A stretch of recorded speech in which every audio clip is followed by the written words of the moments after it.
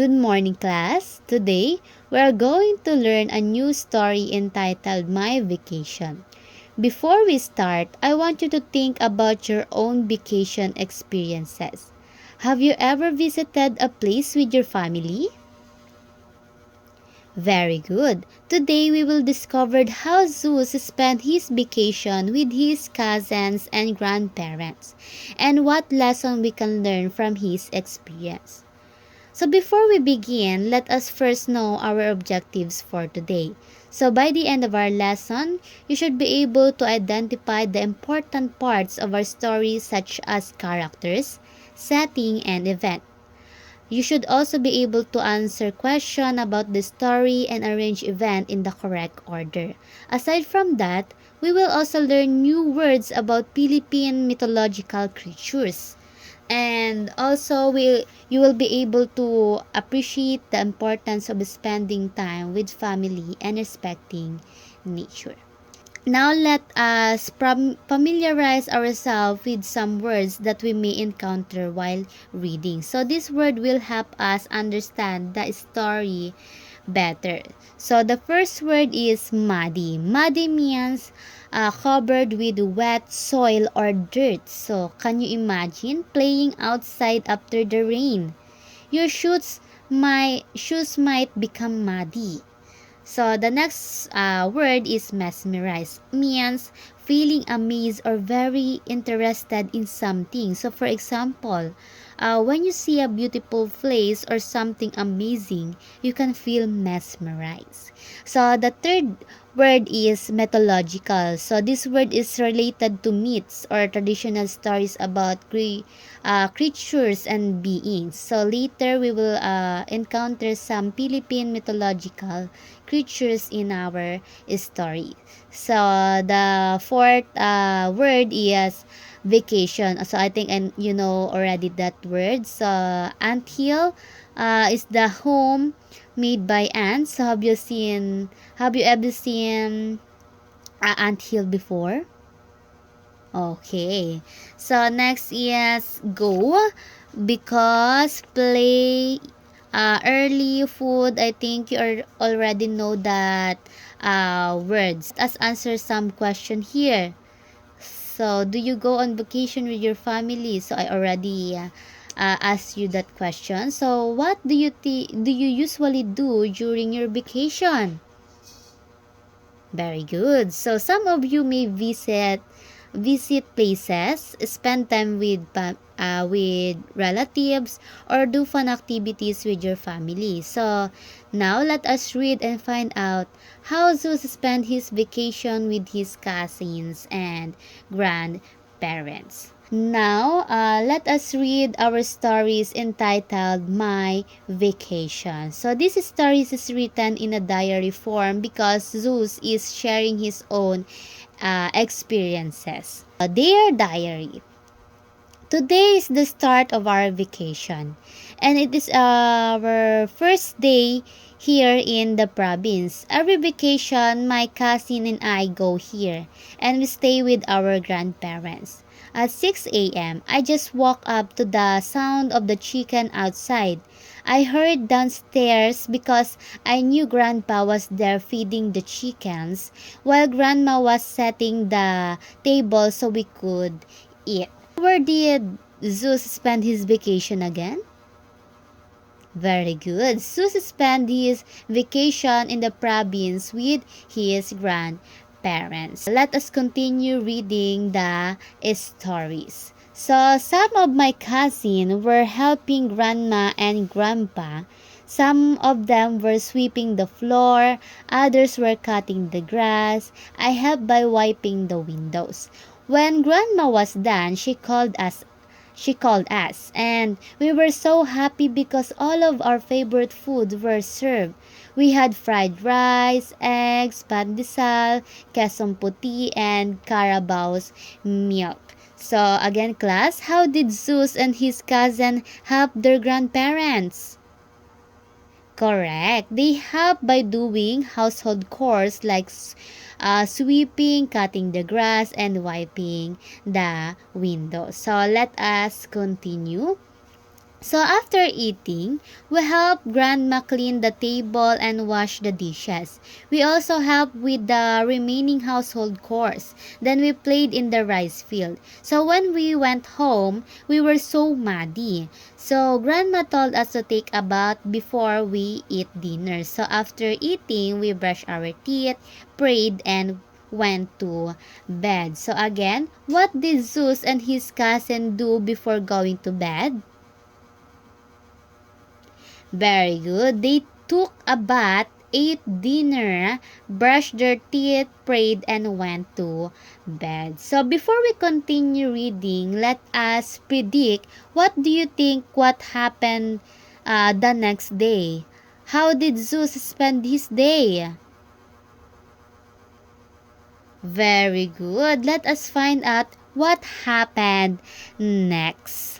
Today is the second day of our vacation. So Grandma woke us up because we were going to join Grandpa in picking mangoes from our farm. We were so excited that we ate our breakfast hurriedly. We were picking mangoes. One of my cousins saw an anthill. He picked up a stick and tried to poke it, but Grandpa stopped him. Grandpa told us a story about a duwende. So, what did Zeus and his cousins do to the second day? Correct. They joined Grandpa in picking mangoes from their farm. A duwende lives in an anthill. It is tiny and invisible. It can be friendly or playful, sometimes even a bit mischievous. Duwende can help people take care of plants or animals, but they can also play tricks on people who disturb their homes. Grandpa said, "We need to respect the duwende. If you walk around an anthill, just say, tabi tabi po." So again, Grandpa shared a story about duwende. So do you know what duwende is?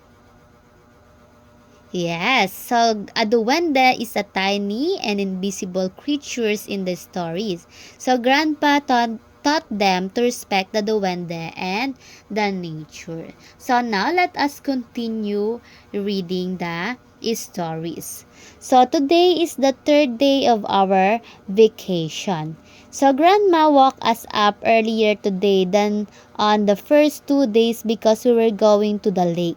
We were going to fish for catfish, our favorite fish. Grandma told us to catch a lot of catfish because it would be our lunch. She packed our breakfast so that we could have it while we were fishing. When we came to the lake, we started preparing our breakfast and fixing our fishing rod. So again, where Zeus and his cousin go on the third day? Very good. They went to the lake to fish for catfish. Let us continue. The lake was so beautiful. My cousin stood up and asked permission from Grandpa to walk around the place because he was so amazed. But Grandpa refused and told him a story about the Diwata who lived there. Let us think before reading the next part. What do you think Diwatas are? Why do you think Grandpa did not allow Zeus' cousin to walk around the place? Very good. So let us find out what Grandpa told them.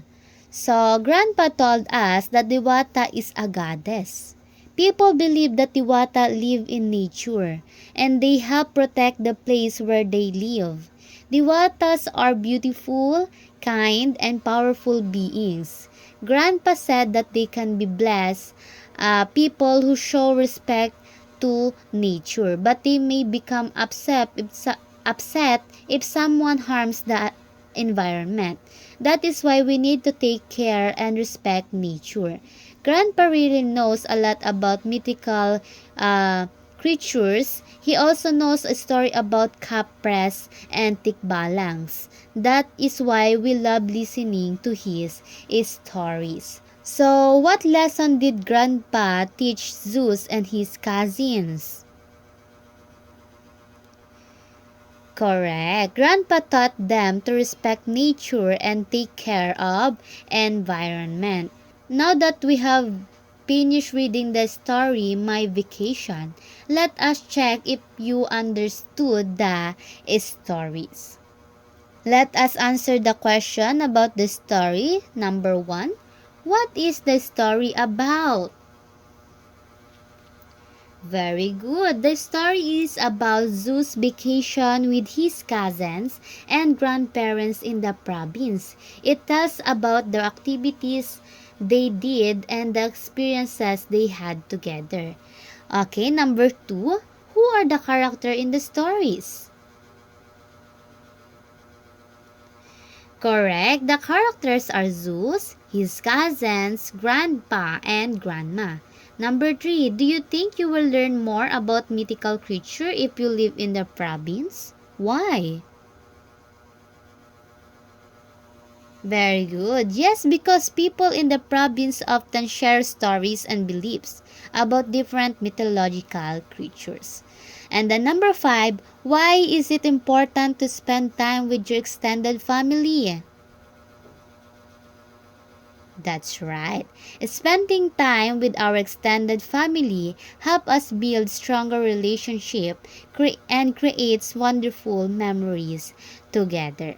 Class, after reading and understanding the story, let us review the element of stories. So a story has three important elements. So characters, settings, and events. So look at the table below. Do you still remember what the elements of story are? Study the table below to review the difference between characters, settings, and event. So, example there, the character is Anna. So, Anna is in the castle. So, his setting is in the castle. So, the event in the castle is once upon a time, a girl lived in a castle. So, that is the event. And then, next example is the character is a boy.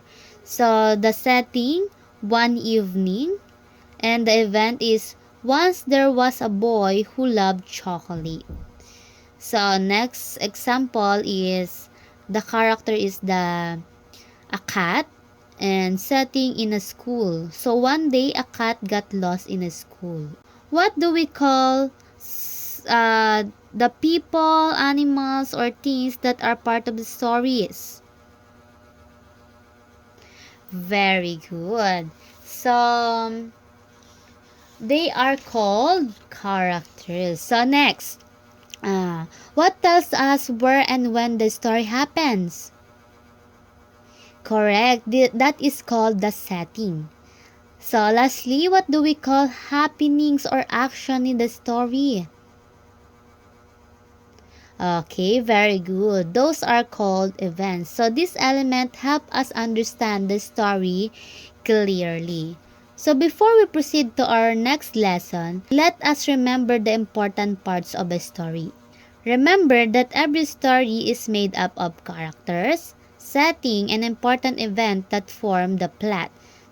So here are the characters refers to the people or things in the story.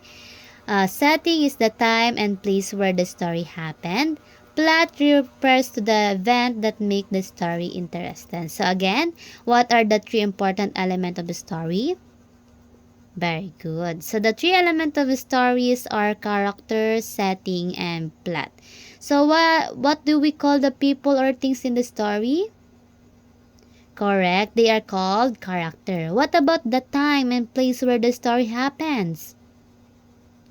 That is setting. Okay, and the event that make the story interesting are called the plot. So, always remember these elements because they help us understand every story we read. So class, aside from learning about the elements of the story, we will also learn new vocabulary word. In the story, Grandpa shared stories about Philippine mythological creatures. So have you ever heard about creatures like duendes, diwatas, or other creatures from Philippine folklore? Very good. So these stories are part of our culture and are shared by many Filipino families. So let us learn more about these creatures. So let us start with the first mythological creatures, the tikbalang. So according to uh, the text, a tikbalang is a half human and half horse. So again, what two form make a tikbalang? Very good. It is made up of human and a horse. So according to the stories, what does tikbalang do to travelers? Correct. It plays a trick on travelers by making them go in circles. So next we have the capre. So how is capre described in the passage? Can you read? Okay, very good. So a capre is described as a large creature or a giant with a big cigar. So what is capre believed to do? Correct. It is believed to play trick on people. Let us talk about the diwatas. So class, what does diwata protect? Very good. A diwata protect mountains and trees. So what lesson can we learn from this creature? Yes, we learned that we should respect and protect nature. So lastly, we have the duwende. So how is the duwende described? Okay, so a duwende looks like a human being but it is very small. So according to the story, what can a duwende So according to the stories, what can a duwende do? Very good. A duwende can help kind people or harm those who are bad. So before we end, always remember to value your family, respect nature, and appreciate the stories and cultures that we have. Thank you for listening, class. See you on our next lessons.